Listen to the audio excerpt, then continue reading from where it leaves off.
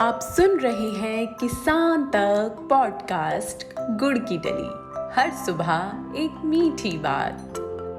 नमस्कार, मैं हूं संदर्शिका। आज की मीठी बात जुड़ी है 3 दोस्तों की सफल खेती किसानी से। आज के समय में कई ऐसे युवा हैं जो खेती को व्यवसाय का रूप देकर अपनी कमाई के ग्राफ को बढ़ा रहे हैं। कुछ ऐसी ही कहानी है बिहार के 3 दोस्तों की जो नई सोच के साथ किराए की जमीन में सब्जी की खेती से आत्मनिर्भर बन रहे हैं। पटना से करीब 20 किलोमीटर दूर बिहिटा में किराए की जमीन लेकर विनय राय, राजीव रंजन शर्मा और रंजीत मिश्रा सब्जी की खेती कर रहे हैं। इससे वो सालाना 50 लाख से ज्यादा की शुद्ध कमाई कर रहे हैं। 4 साल पहले 10 बीघा जमीन में गोभी, खीरा, ब्रोकली की खेती शुरू करने वाले ये 3 दोस्त आज 50 बीघा में खेती कर रहे हैं। पूरे साल में ये 1 करोड़ रुपए से ज्यादा की सब्जी आसानी से बेच देते हैं। अब सुनते हैं इनकी कहानी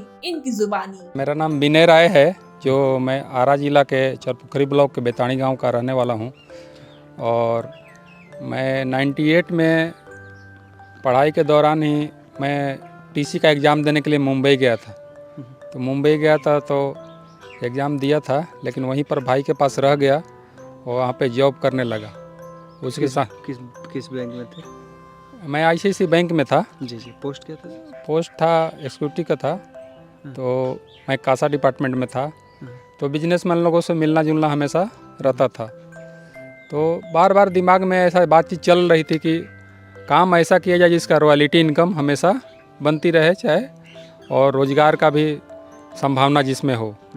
पहली बात ये थी। दूसरी बात था, लग रहा था कि अपने गांव के तरफ काम किया जाए। फिर भी मैं 8 साल गांव काम किया आईसीआईसी बैंक में, और वहाँ पर काफ़ी लोग से मिलना जुलना हुआ। बीच बीच में गांव आते थे तो वही परेशानी रहती थी इधर की बेरोज़गारी देखकर। दोस्त लोग बोलते थे कि हमको भी चलो मुंबई में काम लगवा दो।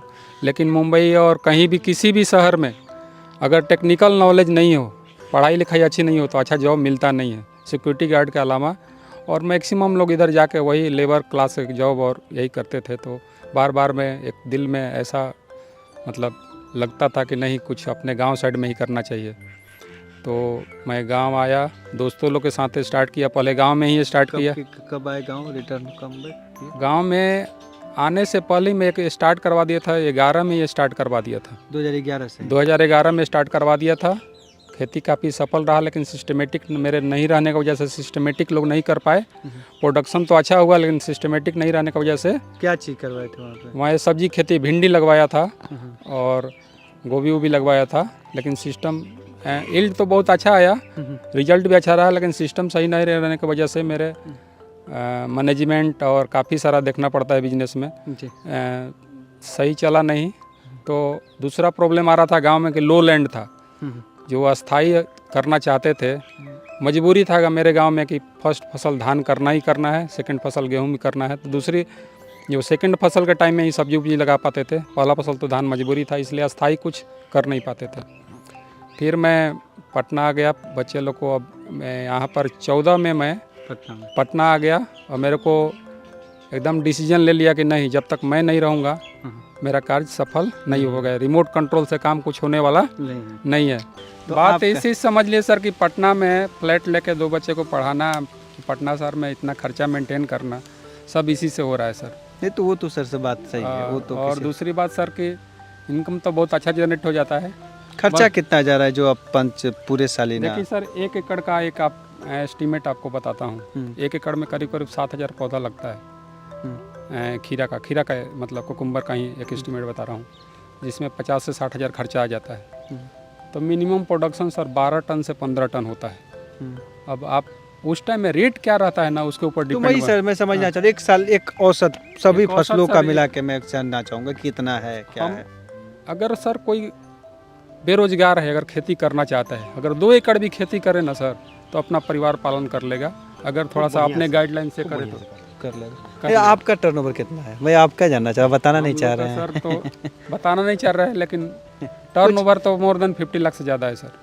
टर्नओवर ज़्यादा है, 50 से भी ज़्यादा है सर। आपको तो बोला ही, इस साल 26 लाख का मस्क मेलन बेचे हैं। तो आप लोग और सालाना क्या है या सालाना ही? नहीं, एक क्रॉप बेचे हैं जो फरवरी से वो नहीं बेचे। नहीं, वो टर्नओवर की मैं जो बात कर रहा था।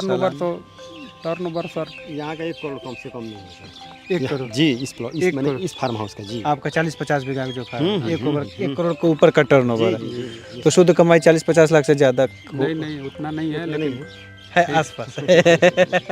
आसपास है। वो सर देखिए कमाई सर, पूंजी दुगना हो जाएगा। जैसे सर बताए ना कि 60,000 खर्चा है, मान लीजिए सर 12 टन ही हमारा यहाँ पे वो निकल रहा है कुकुम्बर, 120 क्विंटल हुआ, मान लीजिए 10 ही रुपए के हिसाब से मान लीजिए, तो 1,20,000 का हुआ ना सर, तो आपका पूंजी तो दुगना हुआ ना। सही बात।